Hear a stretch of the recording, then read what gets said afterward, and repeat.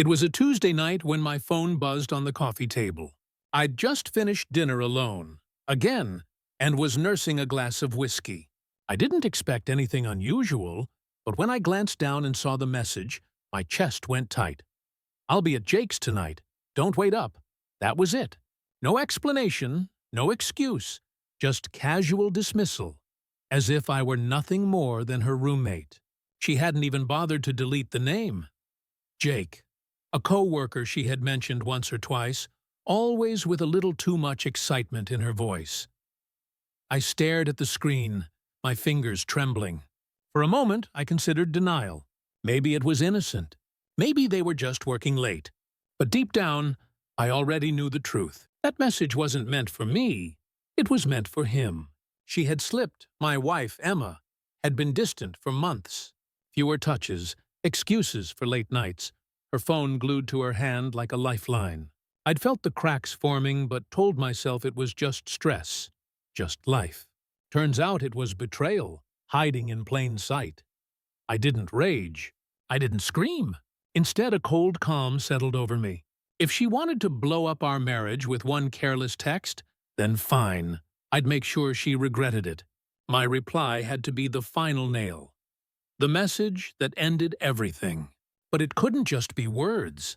I needed to make it hurt. I typed slowly, deliberately. "Perfect. Don't rush home. I'll be packing your things."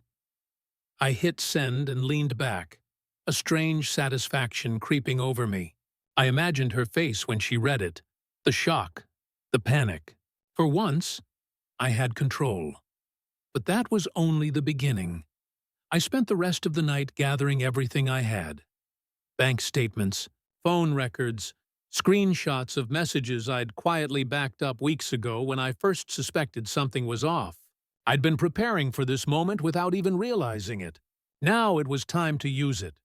By the time Emma stumbled in the next morning, I was ready.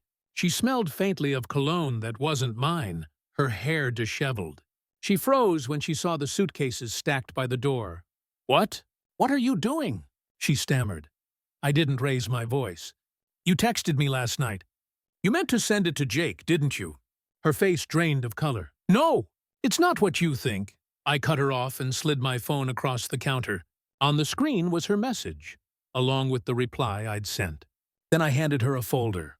Inside were the printouts, the late-night messages, the hotel receipts, even the charge for a bottle of champagne on her joint credit card.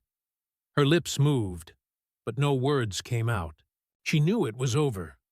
"I already spoke to a lawyer," I said quietly. "You'll be served divorce papers by the end of the week. And don't bother lying to your family or mine. I've forwarded them the evidence. Everyone knows the truth." Tears welled in her eyes.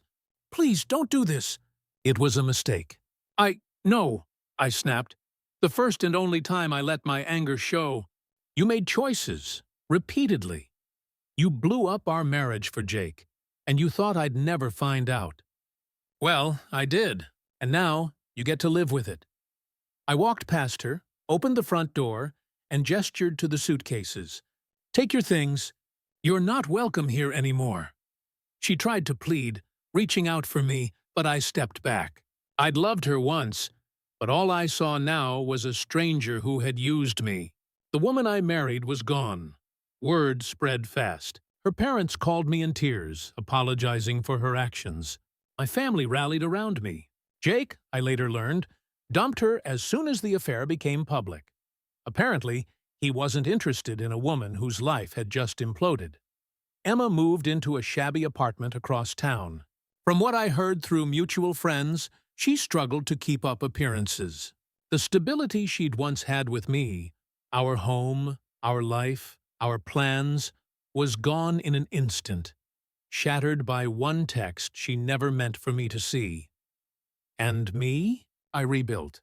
It wasn't easy, but there was a strange freedom in starting over, in knowing I had cut out the rot before it consumed me completely. Every time I thought about that message, I remembered the power of my reply. She ended our marriage the moment she chose Jake over me.